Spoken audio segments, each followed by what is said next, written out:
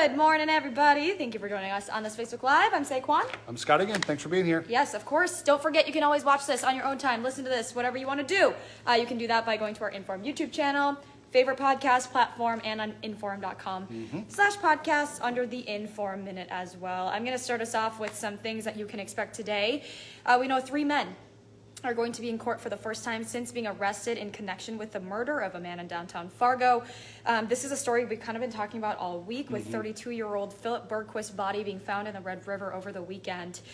Prosecutors say they needed an extra day to solidify their case, but they do tell us all men are due in court this afternoon. We're also expecting to learn a lot more about what led up to that murder, and we heard from Philip Bergquist's family members this morning saying, police were knocking on their doors and telling him what happened at midnight. So it was just really, really hard to hear from them. And I can't imagine what kind of situation they're in right now. But of course, we'll be following that for you inside the courtroom all day long on WDAY. This morning, we also have an update for you on that serious motorcycle crash we told you about on Wednesday night. Police are now identifying 18-year-old Jake Crum of West Fargo as the person in the hospital. He does have life-threatening injuries. That crash happened around 3 o'clock Wednesday afternoon. Police say Crum's motorcycle was hit in the front by an SUV, which was driven by a 15-year-old teenage girl. She also had two other teenage passengers with her. None of those 3 teenagers involved, though, in the other car were hurt, which is great out of a bad situation, obviously. Yeah. Highway Patrol says Crum was wearing a helmet. He was thrown on the road, and there could also be charges coming in this incident. Yes, absolutely. We'll track that for you. Okay, big day for hunters in North Dakota. Of course, you guys already know what it is. It's the regular deer gun season opener. Yep. So we did look through the Game and Fish website this morning, and we found out everything you needed to know before you head out. So, of course, you must have a hat and a jacket with solid daylight fluorescent orange. It helps you stand out with other hunters, of course, and keeps you safe.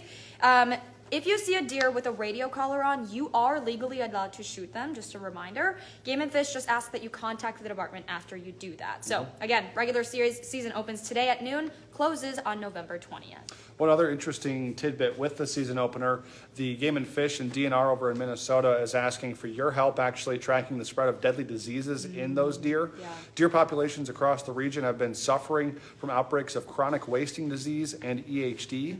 So both the DNR in Minnesota and the Game and Fish in North Dakota is asking hunters to get those deer tested after they've been shot so that those spread of those diseases can be tracked across the region.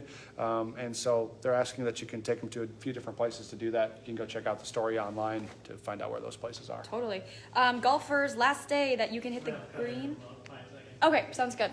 We'll stop once you start, but we might just honestly stop right now because he's going to be going on very, very soon. We're just waiting for Ginger Z to wrap up. But okay, well, whatever. We'll stop once Jared starts talking.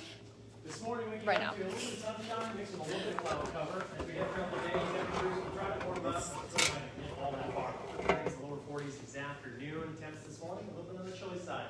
Mainly 20, some teens still only 18 degrees right now in Grand Forks. It's 12 in Langdon, 26 in Fargo Moorhead. As we continue throughout the day, expect some light winds over the area all day long here. Tomorrow, Minnesota has the light winds, a little breeze for North Dakota, but all of us are going to be dealing with very gusty conditions to finish out the weekend on Sunday. Okay, everybody, we are back. Here we are. All right, so finishing off what I was saying, again, last day of the season for Village Green Golf Course in Moorhead. They're going to be closing at 9 o'clock tonight for good, okay, for the season. So get your last tee times booked if you haven't already. All other courses, of course, in the area have already closed. So. Yep, they have. All right, let's go to some national headlines. The FBI in Newark, New Jersey said it has received multiple credible threats of information to synagogues on the East Coast there in New Jersey. The FBI in Newark shared the warning through Twitter, asking its synagogues to take all security precautions to protect their community and facilities. In some areas there, police officers are standing guard outside of those synagogues. They've been there all evening, all last evening, all through the night, and all this morning. So something that we continue to follow. And of course, we've heard some of the uptick in that anti-Semitic rhetoric over the last few weeks. So we don't know for sure if it's connected to that, but kind of just a scary thought. Totally. Hearing is scheduled for the man accused of attacking House Speaker Nancy Pelosi's husband today as well. He has already appeared in court on state charges, but today's hearing is going to be setting the dates for a preliminary and a bail hearing. We're talking about David DePape here. He's facing charges of attempted murder, burglary, assault, false imprisonment, and threatening the family member, of course, of a public official. He pleaded not guilty to all charges. He's also facing federal charges of kidnapping and assault, not yet entered a plea in federal court. So we'll keep an eye out on that for you. Kind of something that could impact the campaign trail for president in 2024. Sources say the Justice Department is considering a special counsel to oversee investigations into former President Donald Trump. Now, this step might be necessary if Trump officially declares his candidacy for president again. That would be in 2024 because of the political implications, the DOJ says. The DOJ has been observing a quiet period prior to elections of not making overt moves that could impact the outcome. But after Tuesday, there are signs the Justice Department will make the move of indicting a former president, that being Donald Trump, and possible criminal charges could emerge from the January 6th investigation and the mishandling of top secret documents at Mar-a-Lago. Yeah.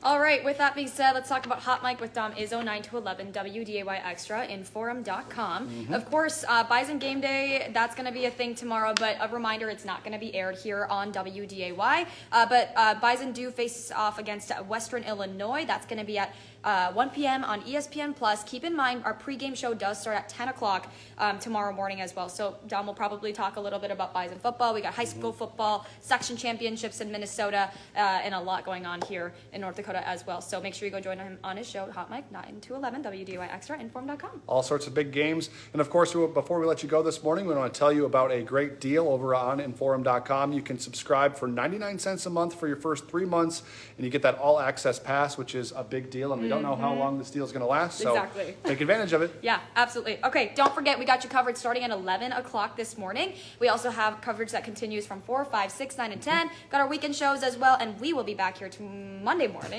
from 5 to 7. So hope to see you guys there, and have a great weekend. Thanks for joining us.